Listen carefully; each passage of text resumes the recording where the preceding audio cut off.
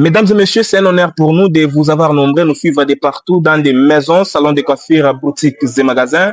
Nous avons le réel plaisir aujourd'hui de recevoir dans notre émission pour la première fois un jeune leader. Il va se présenter et vous allez lui découvrir. À qui nous disons bonjour et bienvenue. Bonjour, monsieur Daniel, et bienvenue dans notre capitale. En tout cas, merci beaucoup. C'est un réel plaisir pour nous de vous recevoir dans notre émission La Découverte. Surtout, c'est pour la première fois. D'autant plus que le plaisir est partagé. En tout cas, merci beaucoup. C'est avec vous, nous allons discuter sur un sujet très crucial intitulé Le jeune face à la politique. Vous êtes jeune. Si je vais encore exagérer, vous êtes un leader d'opinion. Vous en dites quoi par rapport à ce sujet, les jeunes face à la politique? C'est un sujet très délicat. Mais permettez-moi de me présenter, comme vous l'avez annoncé vous-même. Je me nomme Gaston Djoulou. Gaston Djoulou, c'est un jeune leader natif de la Katouba, bien sûr. Je suis président initiateur de l'ASBL Regarde Patriotique. C'est toute une dynamique. Au sein, nous avons plusieurs jeunes à qui nous avons l'habitude d'encadrer, de prêcher le patriotisme et pour voir comment relever les défis de notre pays. En ce qui concerne le sujet, les jeunes, la jeunesse face à la politique. Je dirais c'est un sujet très bien, comme je l'avais annoncé déjà, c'est un sujet très bien. Il est pour moi question ici de revenir sur ce que je fais presque chaque jour, parler des jeunes motivés et puis les rappeler combien nous sommes très importants parce que j'en fais aussi partie, bien également vous. Alors, c'est depuis un temps que nous avons l'habitude, c'est devenu presque une habitude de constater que les jeunes sont un peu perturbés, bien qu'ils aiment la politique, mais avec une certaine légèreté qui se manifeste dans leur chef. Souvent, j'ai l'habitude de dire que c'est vrai, nous aimons quelque chose, mais il faut avoir aussi de la volonté. C'est vrai que la volonté aussi ne suffit pas. Il faut aussi avoir le courage de manifester. C'est vrai, nous aimons la politique, mais qu'est-ce que nous voulons en faire en tant que jeunes? Qu'est-ce que nous voulons porter? C'est quoi notre rapport dans ce domaine qui est vraiment perturbant parce que c'est pas donné à n'importe qui, puisque les vieux sont là, les vieux loups, ils sont là, mais ils n'apportent aussi rien aux jeunes. Ils n'apportent rien aux jeunes. En tout cas, c'est un sujet très bien. J'aimerais que ça puisse aller dans ce sens-là pour que nous puissions en débattre. En tout cas, merci beaucoup. Vous, en tant que jeune leader et leader d'opinion, quelle politique pour la jeunesse? Donc, les Congos peuvent espérer quoi en ce qui concerne la politique de la jeunesse? Merci, M. Daniel, de la question.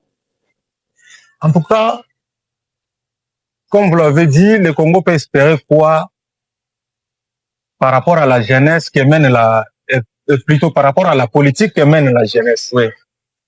C'est pas aussi grave que ça, parce que déjà nous sommes jeunes, c'est nous la majorité. La population congolaise est composée sur 100% de jeunes. Sur 100%, c'est presque les 100% constitués de jeunes. C'est-à-dire que une fois que nous faisons un faux pas, c'est les mêmes jeunes qui tombent dans des conflits. Tout à fait. Les jeunes en politique, comme moi, je ne peux pas dire que je suis meilleur plus que les autres, mais au moins nous avons ce que nous appelons des leaders qui ont l'habitude de nous encadrer. Nous avons ce que nous appelons des repères, nos repères, à qui nous avons l'habitude de faire un clin d'œil à chaque fois que nous chutons.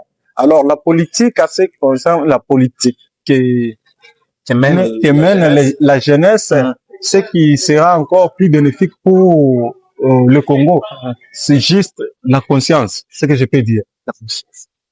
Une jeunesse consciente, en tout cas, j'espère que ça va aller de plus en plus mieux. En tout cas, merci. Une jeunesse consciente, nous espérons gain de cause en rapport avec la jeunesse. Voilà, cher leader, comment en fait le jeune participe-t-il à la vie politique?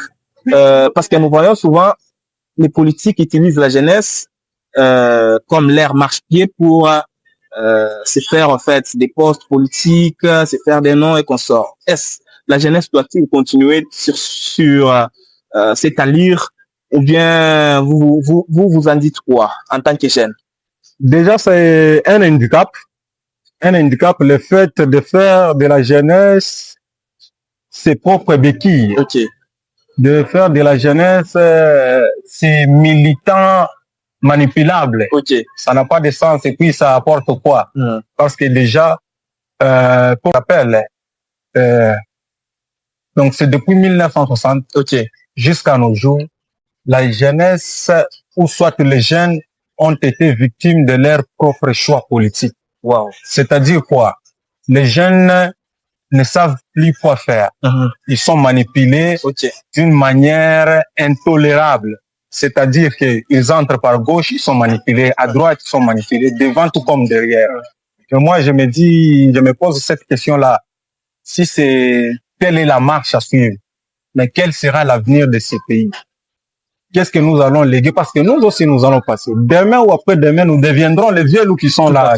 Tout à fait. Maintenant, c'est quoi notre héritage à la jeunesse de demain? Voilà des questions qu'il faut se poser. C'est quoi notre héritage à la jeunesse de demain? Aujourd'hui, vous allez constater que la jeunesse se perd davantage. Tout à fait. Pourquoi? Il se laisse manipuler. Effectivement. Celui qui les manipule, c'est pour ses propres biens, pour ses propres postes, pour ses propres mangeoires, si je peux le dire. Maintenant, c'est quoi notre gagne-pain? C'est quoi? C'est quoi notre part du gâteau? Qu'est-ce que nous allons laisser? C'est en fait des questions pareilles que je profite de l'occasion aussi pour interpeller ces autorités morales, parce que beaucoup de jeunes ont des autorités morales, mais n'ont pas de repères. Effectivement. Et puis quand on a une autorité morale, on se laisse faire parce que c'est lui qui dicte. Tout à fait. C'est lui qui donne les ordres et puis ça va un peu dans tous les sens. Effectivement. La manière des Congolais, elle est devenue biaisée depuis un certain temps. Les systèmes pollués, les jeunesse ne savent plus à qui tourner le dos, ne savent plus à qui donner la parole. Et ça va un peu dans tous les sens. Donc, il faut retenir que pour l'instant, les jeunes sont un peu perdus. Sont un peu perdus en politique parce que ce n'est plus la vocation qui les mène, mais ça devient un gagne-pain personnel. Un gagne-pain, chacun peut tirer les draps de son côté. Donc chacun veut en profiter dès qu'il est là. Maintenant, c'est quoi? Parce que la politique aussi, c'est par là qu'on gère la République. Moi, je me suis toujours dit que cette jeunesse, elle est appelée à connaître ce qu'on appelle plutôt à apprendre c'est quoi la gestion de la chose publique. La jeunesse, elle est appelée à savoir, à savoir à dire non, au lieu de chercher toujours à être un militant là manipulable. Quand il y a des marches, on te pousse dans la rue, mais quand il faut décider, tu n'es pas à la table. Tu n'es pas à la table. Voilà. Ça fait très mal. Des questions pareilles. Ça doit tarauder nos esprits. Question de sortir de ces gouffres qui nous mènent depuis un certain temps. Disons, depuis l'indépendance. Voilà. En tout cas, vous, en tant que jeune, déjà vous entendre parler, quel est le message clé que vous allez adresser à la jeunesse qui est en ce moment? Le message clé que je veux donner, d'ailleurs, c'est un message motivateur. Aussi, ça appelle la jeunesse à la conscience, plutôt celui de savoir que deviendrons-nous après ces temps. Les gens qui ont l'habitude de nous pousser, les gens qui ont l'habitude de nous motiver, les gens qui ont l'habitude de nous tenir la main. Parce que demain ou après-demain, c'est nous qui serons à leur place. Effectivement. Maintenant, est-ce que nous serons à mesure de donner une leçon à cette jeunesse qui viendra après nous? ou soit nous allons les laisser de manière vaille-que-vaille. Vous voyez un peu? Très important. Donc, la jeunesse, moi, je dois l'appeler à la conscience. Il est temps de se réveiller. Le pays a beaucoup de défis auxquels il fait face. Les défis sécuritaires. Nous avons l'insécurité qui sévit dans notre pays. Au quotidien, ce n'est pas seulement à l'est du pays. Partout, vous sentez, ici nous sommes à la Katouba, des cambriolages ne cessent de se répandre sur la commune. Maintenant, que font les jeunes? Les jeunes doivent être là pour interpeller. Nous sommes des gouvernés, nous ne sommes pas des gouvernants. Maintenant, qu'est-ce que nous faisons quand nous voyons nos gouvernants? Quel est le message que nous devons interpeller avec le gouvernement? Nous ne devons pas être là à la merci de tout le monde. Tout à fait. À la merci de tout le monde. Nous devons savoir récupérer, plutôt déclarer ce qui nous revient, récupérer ce qui est notre droit. C'est ça. Nous voulons vivre en paix. Nous voulons gérer cette république ensemble. Nous voulons donner des décisions qui seront bénéfiques pour cette population. En tout cas, j'appelle la jeunesse à la conscience. Il est grand temps, rejoignez partout où vous êtes le mouvement, je ne sais pas moi, citoyen, le mouvement politique, mais avec un objectif clair. Vous aimez la politique, oui, mais la politique, c'est pour servir le pays. Ce n'est pas une entreprise personnelle, soit un bien familial. Tout à fait. Servez le pays. Après demain, soit demain, l'histoire vous jugera. Il faut que nous soyons crédibles devant les tribunaux de l'histoire, pas devant les tribunaux des hommes. En tout cas, merci beaucoup. C'est un honneur pour nous de vous avoir réussi, surtout d'avoir accepté notre invitation. Je vous en prie. Moi, je suis très honoré. Très honoré, c'est ma première fois. Mais au moins, on sait d'où on vient avec vous. Donc, nous sommes là. J'espère que c'est pas la dernière fois. L'occasion va se présenter. Nous sommes là. Bien que le temps est un peu parti, mais nous sommes toujours là. En tout cas, merci beaucoup.